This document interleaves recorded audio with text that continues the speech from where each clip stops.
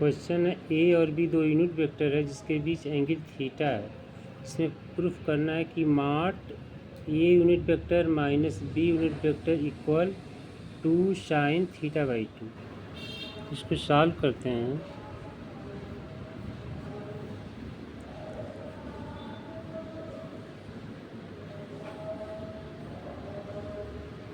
अगर माड ए का स्क्वायर है तो इसको हम क्या लिख सकते हैं, ए का स्क्वायर।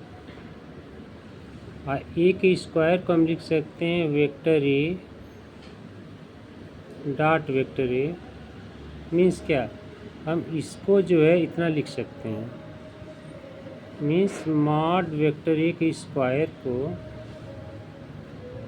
हम लिख सकते हैं vector A dot vector A. इसी तरह से हम इसको मॉड यूनिट वेक्टर ए के स्क्वायर को लिख सकते हैं a unit vector dot a unit vector. ठीक, और इसको हम क्या लिख सकते हैं, a unit vector minus b unit vector mod whole square.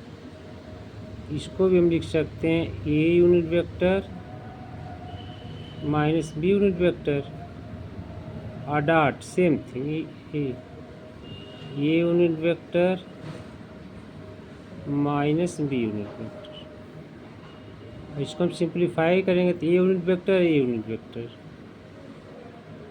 Dot a unit vector, a unit vector dot B unit vector, a unit vector dot B unit vector. फिर b का इसमें मल्टीप्लाई करेंगे तो minus b unit vector dot a unit vector. और फिर b का B में हो जाएगा तो प्लस हो जाएगा B unit vector dot B unit vector. ये दोनों चीज़ें 1 हो जाएगा, 1 और 1।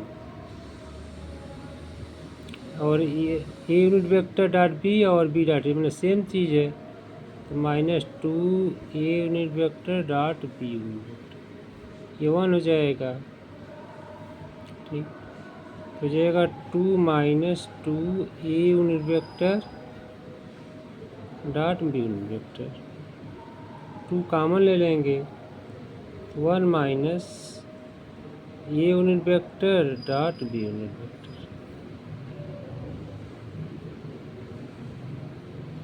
इसका फार्मूला लगा देंगे, ए डॉट बी जो था क्या, ए बी कॉस थीटा, तो इसका मान हो जाएगा 1,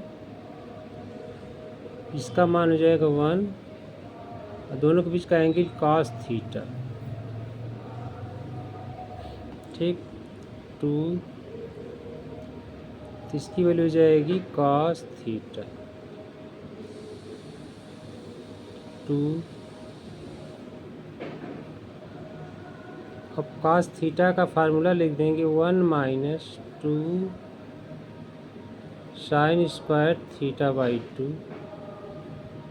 ठीक, 1 कैंसिल हो जाएगा, इसकी टोटल वैल्यू हो जाएगी 2 into 2 sine square theta by 2। ये कैंसिल हो जाएगा तो एक बचेगा, ये हो जाएगा ये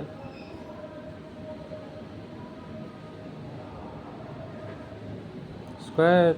तो दोनों तरफ स्क्वायर रूट लेने पर ए यूनिट वेक्टर तो मॉड हो जाएगा, इसका स्क्वायर लेंगे जिसमें 2 बचेगा, हो जाएगा साइन थीटा बाई 2। ये आंसर आ गया, ये प्रूफ करना था।